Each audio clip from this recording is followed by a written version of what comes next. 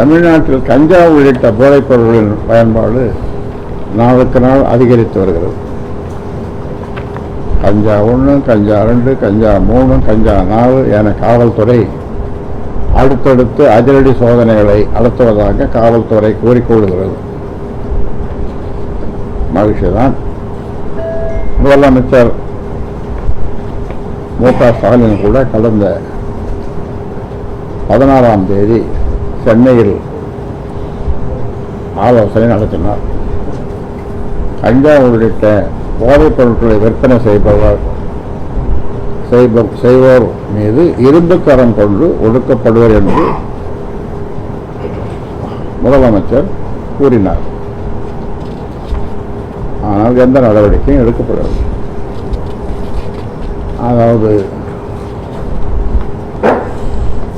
பாட்டாளி மக்கள் கட்சியினுடைய கனவு கொள்கை ஒரு சொட்டு மது இல்லாத மாநிலம், ஒரு சொட்டு மது இல்லாத மாநிலம், கஞ்சா இல்லாத மாநிலம்,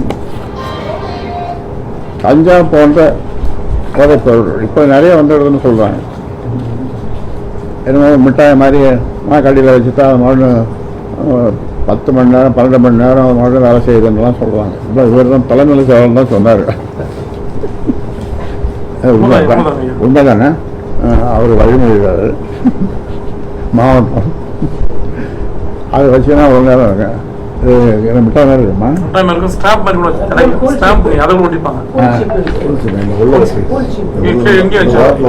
வச்சுன்னா இன்னைக்கு வச்சா அந்த நேரம் வரைக்கும் மறுநாள் வரைக்கும் இருக்கீங்க.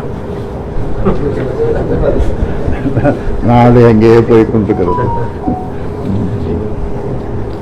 ஒரு சொட்டு மது இல்லாத மாநிலம், கஞ்சா இல்லாத மாநிலம், ஒரு சொட்டு மழைநீர் வீணாகாத மாநிலம், கல்வியில் சிறந்த மாநிலம், வேளாண்மையில் முதலிடம் பிடிக்கும் மாநிலம், மருத்துவ தலைநகரம் என தமிழ்நாடு குறித்த பெருங்கனவு எங்களுக்கு இருக்கிறது.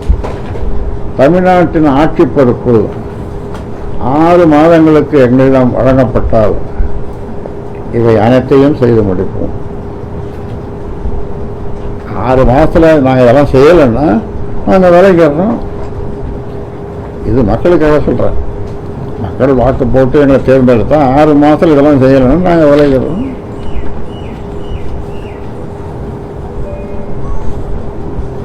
அதிகாரிகள் 6 மாதங்களுக்கு சரி, அது தேவை. இப்போ இருக்கிற அதிகாரிகள் 6 மாதங்களுக்கு எங்களின் கட்டளைகளுடன் கோரிக்கைகளை மக்களுக்கான சொல்லி வருகிற கோரிக்கைகளை நிறைவேற்றினால் கூட இவை அனைத்தையும் சாத்தியமாக்குவோம். நாங்கள் இதெல்லாம் செய்யணும்னு ஒரு 10 அதிகாரிகள் எங்ககிட்ட கொடுத்தாங்கன்னா இங்கே வந்து இல்லை, நாம் சொல்லுறது அப்படியே செய்கிற மாதிரியான ஒரு 10 அதிகாரிகள், ரொம்ப நேர்மையான அதிகாரிகள் கொடுத்தாங்கனாக்கா கூட இது எல்லாத்தையும் நாங்கள் சாத்தியமாக்குவோம்.